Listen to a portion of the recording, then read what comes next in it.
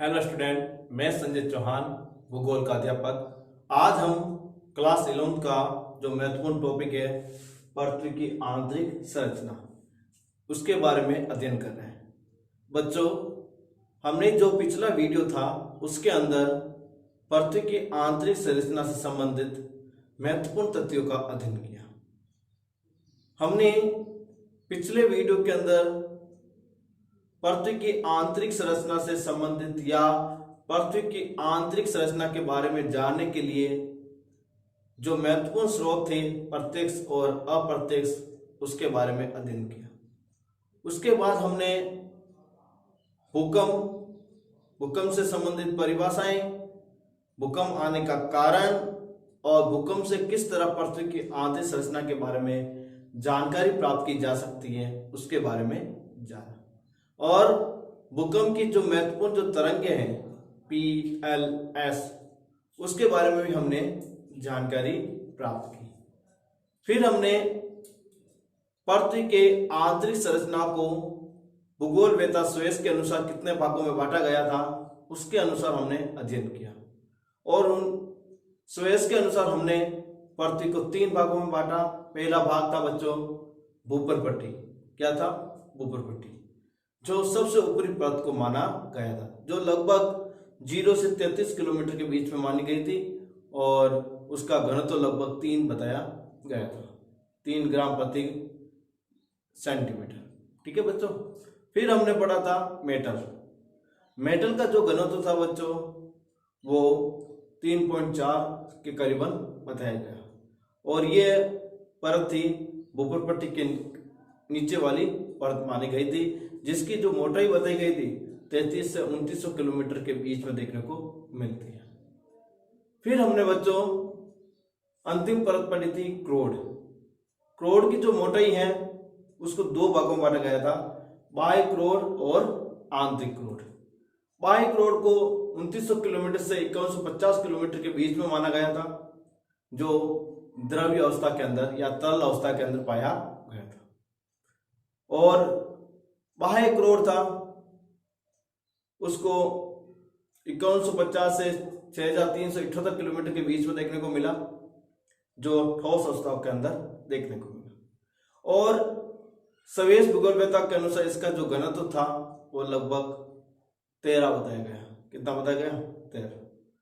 फिर हमने पृथ्वी की आंतरिक संरचना के बारे में जानने के बाद हमने पढ़ा था ज्वालामुखी। क्या पढ़ा था बच्चों? ज्वालामुखी के अंदर हमने ज्वालामुखी की परिभाषा पढ़ी थी, और उसमें लावा क्या है, मैग्मा क्या है, इन सब के बारे में भी पढ़ा। और फिर हमने ज्वालामुखी क्रिया के दौरान प्राप्त होने वाले जो तत्व थे उनके बारे में देखा, और उसमें देखा कि हमने ज्वालामुखी के दौरान राख, विभिन्न प्रकार के शैलखंड और गैसें पाई गई, और उनमें से आपने देखा होगा जलवाष्प की गैस भी देखने को मिली थी। फिर हमने ज्वालामुखी की आकृतियों के आधार पर और उद्गार के आधार पर उनको बांटा। ज्वालामुखी को उद्गार और उनकी आकृतियों के आधार पर बांटा, जिसमें हमने देखा था शिल्ड ज्वालामुखी। पहली कौन सी ज्वालामुखी? शिल्ड ज्वालामुखी। दूसरा हमने ज्वालामुखी कुंड पढ़ा था। कौन सा पढ़ा था? ज्वालामुखी कुंड। और तीसरा मिश्रित ज्वालामुखी पढ़ा था। कौन सा? मिश्रित ज्वालामुखी।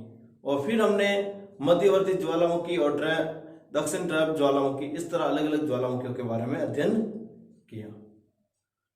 आज हम बच्चों ज्वालामुखी का इसी टॉपिक को आगे बढ़ाते हुए ज्वालामुखी के जो महत्वपूर्ण बिंदु जो शेष बच गए उसके बारे में पढ़ेंगे। आज ज्वालामुखी टॉपिक के माध्यम से हम ज्वालामुखी स्थलाकृतियों के बारे में जानकारी प्राप्त करेंगे, जिसमें हम देखेंगे बच्चों कि ज्वालामुखी के दौरान कौन सी सेल का निर्माण होता है, और उन सेल का पृथ्वी के आंतरिक भाग में किस किस नाम से जानते हैं। आपने देखा होगा कि ज्वालामुखी क्रिया के दौरान जो सेल बनती है वो आग्नेय सेल है। क्या है? आग्नेय सेल। लेकिन ये धरातल के ऊपर बनती है, लेकिन धरातल के आंतरिक भाग में भी कुछ आग्नेय शैलों का निर्माण होता है। तो आज हम धरातल के आंतरिक भाग में या अंतर्वृद्धि भाग में स्थित जो आग्नेय शैलें हैं जो ज्वालामुखी क्रिया के दौरान बनी है उसके बारे में अध्ययन करेंगे। तो देखिए बच्चों, हमारा जो टॉपिक है ज्वालामुखी स्थलाकृतियां। कौन सा है? ज्वालामुखी स्थलाकृति। ज्वालामुखी स्थलाकृति में अपन क्या पढ़ेंगे? लावा के ठंडा होने के स्थान के आधार पर आग्नेय शैल, मतलब जब ज्वालामुखी से निकलने वाला जो लावा होता है, जब धरातल के आंतरिक भाग में जो ठंडा हो जाता है उस स्थान पर कौन सी स्थलाकृतियां बनती हैं उसके बारे में अध्ययन करेंगे। और आपको मैंने लावा से संबंधित जो टॉपिक था उसके बारे में मैंने आपको पहले ही बता दिया कि लावा क्या है। मैं एक बार फिर से रिपीट कर देता हूं बच्चों। धरातल के आंतरिक भाग से निकलने वाला मैग्मा जब धरातल पर आकर ठंडा हो जाता है उसे अपन क्या कहते हैं बच्चों? लावा कहते हैं। क्या कहते हैं? लावा कहते हैं। अब बच्चों इसमें लावा के ठंडे होने के स्थान के आधार पर सबसे पहले जो सेल है वो है ज्वालामुखी सेल। कौन सी है? ज्वालामुखी सेल।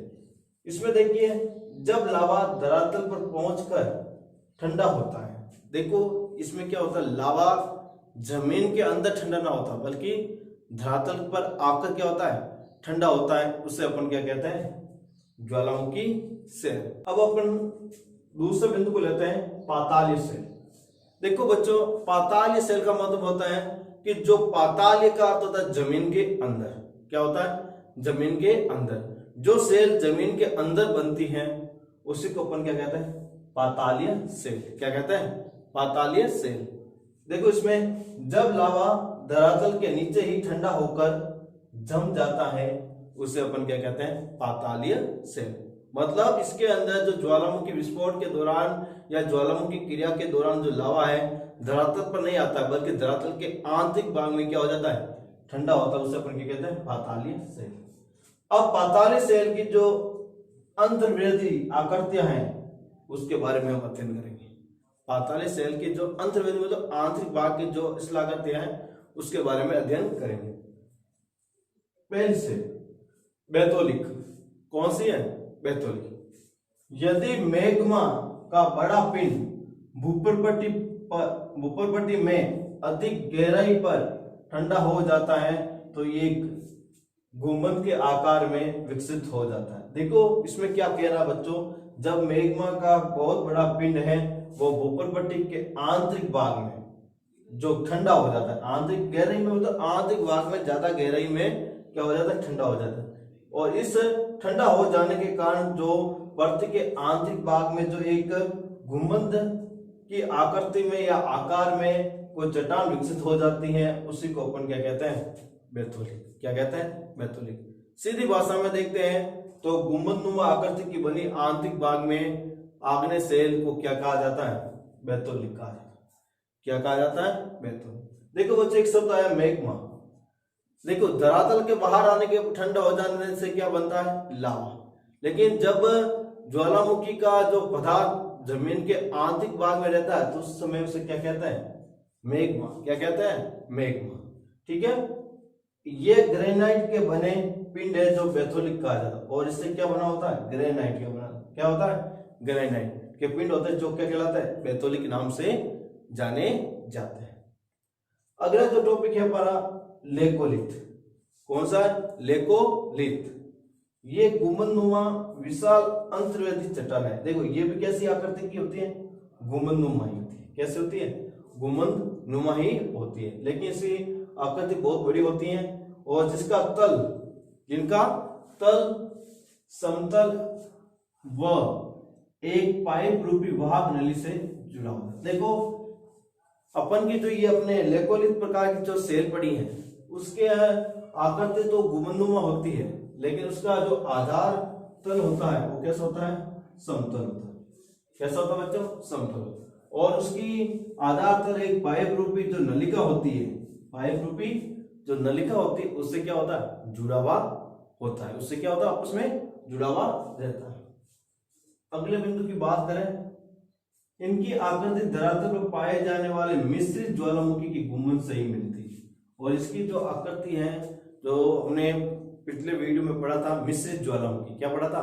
मिश्रित ज्वालामुखी जो विस्फोट के साथ बाहर निकलती है। विस्फोट के साथ क्या होती है? बाहर निकलती है। और सबसे ज्यादा विस्फोट के साथ ज्वालामुखी कुंड है, जो भयंकर विस्फोट होता है, जिसमें ज्वालामुखी का जो पर्वत होता है वो ऊपर उठने के बजाय नीचे की तरफ धंस जाता है और खड्डा बनता है या गर्त बनता है। उसके अंदर जब बरसात का पानी इकट्ठा हो जाता है तो उससे हम क्या कहते हैं? ज्वालामुखी कुंड। तो इसमें भी क्या है बच्चों? ये मिश्रित ज्वालामुखी के गुंबद से ही मिलती। अंतर केवल ये होता है कि लेपोलिथ गहराई में पाया जाता है। देखो, अपने लेपोलिथ होता है वो मिश्रित ज्वालामुखी की तुलना में क्या होता है? ज्यादा गहराई में होता है, ज्यादा गहराई में होता है, और मिश्रित ज्वालामुखी कम गहराई में होती है। यही अंतर है, बाकी ये भी गुंबदनुमा जैसे ही देखने को मिलता है। अगला बिंदु देखते हैं। कर्नाटक के पठार में ग्रेनाइट चट्टानों की बनी हुई है। और जो कर्नाटक का पठार है बच्चों, वो किससे बना हुआ है?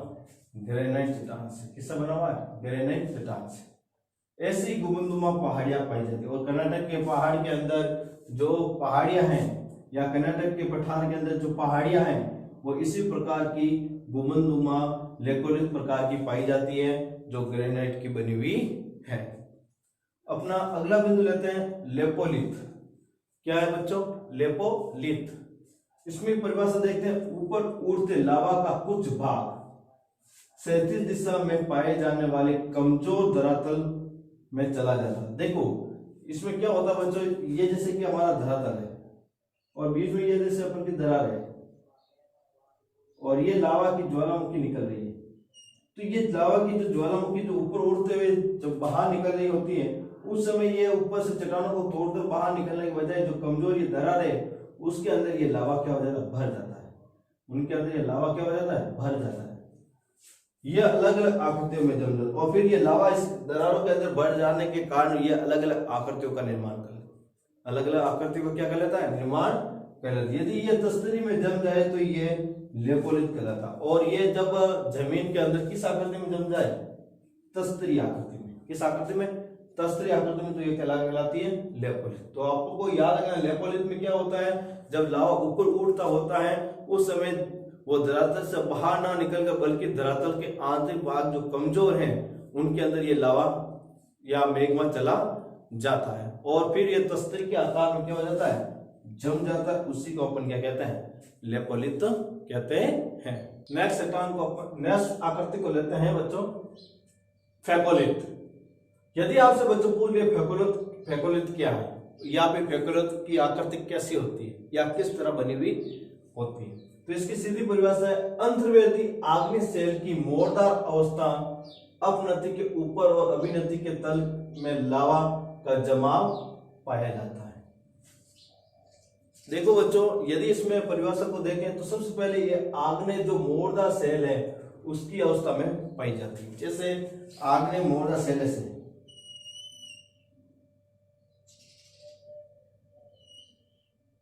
ये से आग्नेय मोड़दार शैलों के अंदर पाई जाती है। अवस्था में अपनति के ऊपर और अभिनति के तल में लावा का जमाव। देखो, अपनति ये ऊपर वाले से, अपनति, और ये अभिनति। इन दोनों के बीच में क्या हो जाता है? लावा का जमाव। इनके बीच में क्या हो जाता है? लावा का जमाव। और इनके बीच में जब लावा का जमाव हो जाता है तो इस तरह बनी हुई इस आकृति को अपन क्या कहते हैं बच्चों?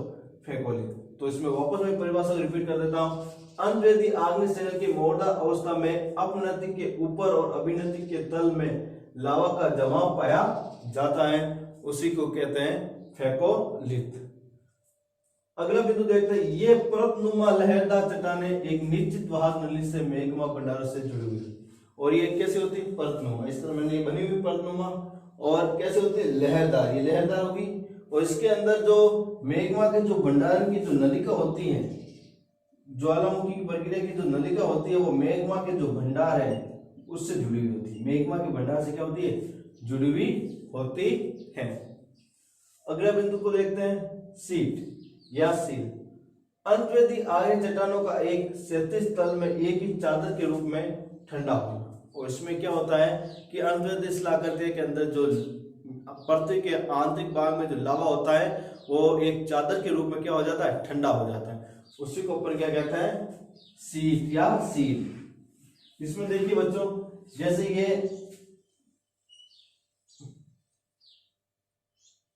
ये आकृति बना रहा हूं मैं, इस आकृति को देखिए, जैसे इस तरह ये जमा हो जाता है, इस तरह परतों के रूप में क्या हो जाता है, जमा हो जाता है। तो इस परतों के रूप में जमा हो जाता है, एक चादर के रूप में देखिए यदि वो भी क्षैतिज अवस्था में, उसको शीट या सील के नाम से जानता है। जमाव की मोटाई के आधार पर इन्हें दो भागों में बांटते हैं, और जमाव की मोटाई के आधार पर शीट और सील कितने भागों में बांट रहे हैं बच्चों, दो। कितने भागों में बांट रहे हैं, दो। यदि दो भागों पर देखते हैं, सबसे पहले देखते हैं शीट, कम मोटाई वाले जमाव वाले आग्नेय, जिसकी मोटाई क्या हो, कम। जैसे ये परत है, ये मोटाई मान लो, जिसकी मोटाई ये क्या होती है, कम होती है, मोटाई क्या होती है, कम, तो उसे शीट कहते हैं। क्या कहते हैं, शीट कहते हैं। और यदि अपन शीट की बात करें बच्चों, तो घने मोटाई वाले आग्नेय सेल को क्या कहते हैं, शीट। यदि यही मोटाई है इतनी हो जाए, या बड़ी हुई हो, या बड़ी हो, या घनी हो, तो उस प्रकार की आकृति की बनी हुई आग्नेय सेल को अपन क्या कहते हैं, सील कहा जाता है। अब अपन बच्चों लेते हैं डाइक। क्या है, डाइक। जब लावा धरातल के आंतरिक भाग में दीवार के बाती संरचना में जमा हो जाता है। देखो इसमें क्या होता है, लावा पृथ्वी के आंतरिक भाग में ही क्या होता है, दीवार के बाती क्या हो जाता है, ठंडा हो जाता है, तो उसे अपन क्या कहते हैं, डाइक कहा जाता है। जैसे मैं एग्जाम्पल के रूप में आपको मैं बता रहा हूं, जैसे अपन कभी भी ऐसे आकृति कैसे जमती है, किस तरह दिखाई देती है, तो ये आकृति लगभग इस प्रकार दीवार की बाती दिखाई देती है। जो ये मेरे सामने होता है ना, ये इस प्रकार की जो दीवार है उसकी बाती ये डाइक में दिखाई देती है। जब लावा का प्रवाह दरारों में धरातल के लगभग समकोण पर होता है, और इसके अंदर जो लावा होता है वो दरारों के अंदर लगभग किस पर होता है, समकोण। देखिए ये कोण बन रहा है तो समकोण हो रहा है, ये भी बन रहा है तो समकोण हो रहा है, ये भी बन रहा है तो समकोण, ये भी है तो समकोण, ये भी है तो क्या है, समकोण। तो यहाँ पर जो लावा होता है बच्चों किस पर होता है, समकोण दिशा पर या समकोण की प्रवृत्ति पर जुड़ा हुआ होता है। अगला बिंदु को देखते हैं। पश्चिमी महाराष्ट्र क्षेत्र की अंतर्वेदी आग्नेय चट्टान में ये आकृतियां बहुत से पाई जाती, और पश्चिमी महाराष्ट्र के अंदर जो आंतरिक आग्नेय सेल है, पश्चिमी महाराष्ट्र के आंतरिक भाग या पश्चिम महाराष्ट्र के धरातल के आंतरिक भाग में जो आग्नेय सेल पाई जाती है वो अधिकतर किस प्रकार की होती है, डाइक प्रकार की होती है। कैसे होती है, डाइक प्रकार की होती है। अब अगली पॉइंट देखते हैं। डाइक शिलाकृति का उदाहरण भारत का दक्कन ट्रैप है, और डाइक प्रकार की जो सेल हैं वो भारत में कहाँ पाई जाती है बच्चों, दक्कन ट्रैप, मतलब प्रायद्वीप पठार का जो दक्कन ट्रैप हिस्सा है वहां पर यह देखने को मिलती है। तो बच्चों हमने इस टॉपिक के अंदर ज्वालामुखी क्रिया के दौरान बनने वाली जो अंतर्वेदी शिलाकृतियां उसके बारे में पढ़ा। तो इसमें बच्चों सवाल कैसे आता है, काफी बार सवाल ऐसे पूछ लेते हैं सीधा, पृथ्वी के आंतरिक भाग में बनने वाली आग्नेय सेलों की विशेषता बताइए। तब इसमें आप सब के सब जो मैंने आपको आंतरिक शिलाकृति के बारे में बताया उन सब के बारे में लिखना होता है। काफी बार सवाल ऑब्जेक्टिव के अंदर सीधा पूछ देते हैं कि ऐसी कौन सी सेल है जो लहरदार रूप में पृथ्वी के आंतरिक भाग में बनती है, या ऐसी कौन सी आग्नेय सेल है जो पृथ्वी के आंतरिक भाग में लहरदार रूप में जमाव लेती है। तो लहरदार रूप में कौन सी हुई, फैकोलिथ। कौन सी हुई, फैकोलिथ।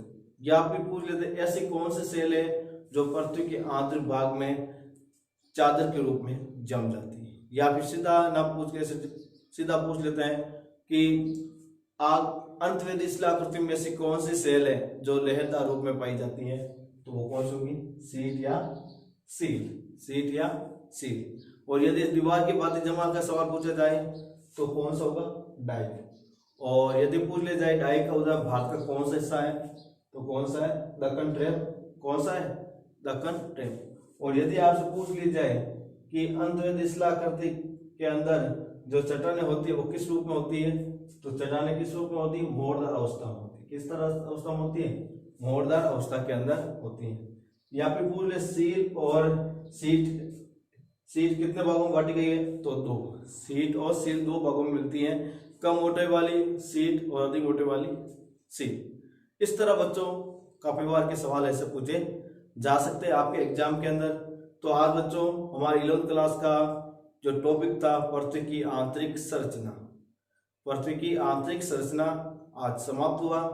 और इस टॉपिक के आपके महत्वपूर्ण जो सवाल थे मैंने आपको बताए भी हैं और समझाए भी हैं। और आप इस टॉपिक से संबंधित जो पीडीएफ हैं उससे नोट्स दिए हुए हैं, आप उनको पढ़िए और उनसे सवाल बनाइए। और इसके अलावा आप इसमें ऑब्जेक्टिव क्वेश्चन भी दिए हुए हैं जिससे आप अपना मूल्यांकन टेस्ट कर सकते हो और आप उसको पढ़कर ये पता लगा सकते हो कि आपको ये वीडियो से संबंधित जो सवाल आपको टॉपिक मैंने पढ़ाए हैं कितना समझ में आया है। और आप ज़्यादा से ज़्यादा इस वीडियो को शेयर और लाइक करें। धन्यवाद।